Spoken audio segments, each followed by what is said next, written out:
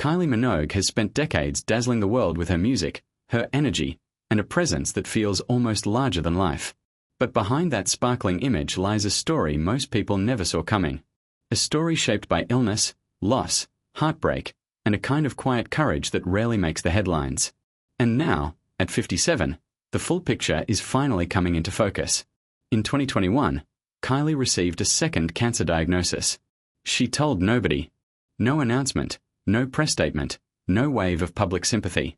While the world kept spinning and her career kept moving, she was fighting one of the hardest battles of her life completely alone.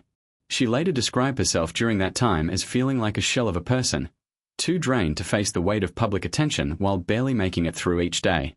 So she chose silence. Not out of secrecy, but out of survival.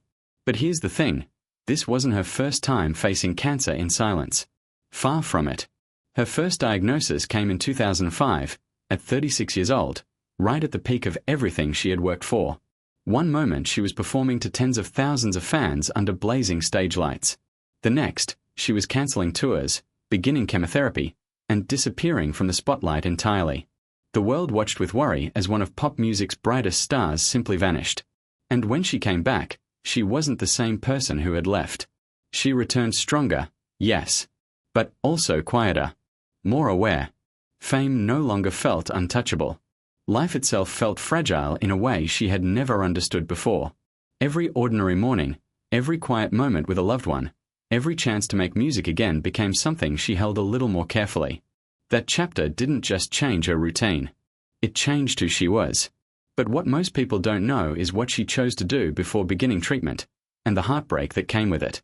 Before starting chemotherapy, Kylie made a deeply personal decision to first attempt IVF. She wanted to become a mother, and she refused to let go of that dream without trying. It was a fragile, painful kind of hope. A choice made at one of the most frightening moments of her life, driven by love for a child she hadn't yet met. But despite several attempts, it didn't work. The dream she had held onto so tightly didn't come true. Her sister Dani later spoke about how devastating that period was, saying that nurturing and motherhood came so naturally to Kylie that the loss felt especially cruel. Out of that grief came a song called Flower, which many fans believe carries the emotions she couldn't quite put into words, a quiet message of love directed toward the child she never had. And if you listen closely, you can hear it. But long before illness and IVF, there was another wound that never fully healed. Kylie has spoken, often through emotion and careful pauses, about Michael Hutchence as her first real love. She has described being with him as feeling truly seen for the first time, a relationship that opened her heart in ways she hadn't expected. But when he died in 1997, she faced something she had never experienced before. Grief in its deepest, most disorienting form. It wasn't just the end of a relationship. It was her first real encounter with loss, and it left a mark that stayed with her for decades. Even now, recalling him can still bring strong emotion. Not just because of who he was, but because of who she was when she was with him. That early heartbreak quietly shaped everything that came after. How she approached love, how she understood loss, how she learned to carry pain without letting it consume her.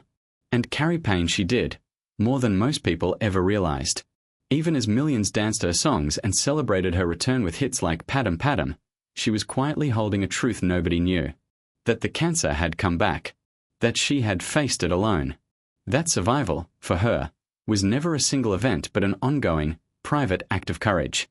What makes her story feel so deeply human isn't just what happened to her. It's how much of it she carried without anyone seeing. She kept performing, kept smiling, kept creating, while living through fear and recovery and grief behind closed doors. That gap between the joy the world saw and the silence she lived in is something that's hard to fully put into words. Now at 57, she isn't speaking up to reopen old wounds. She's speaking up because she knows how many people go through their own battles quietly, without recognition or support. She wants those people to feel less alone.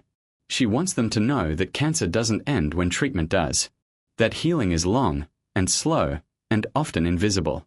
And that strength doesn't always look like standing in a spotlight. Sometimes it looks like getting through the day when nobody's watching. Her life today is not defined by tragedy. It's defined by what she chose to do with it. 2 cancer battles. A motherhood dream that didn't come true. A first love lost too soon. And through all of it, she kept going. Not because it was easy, but because she chose to. And in doing so, she became something even greater than a pop icon. She became proof that even those who shine the brightest can carry the heaviest unseen stories, and still, somehow, keep choosing life.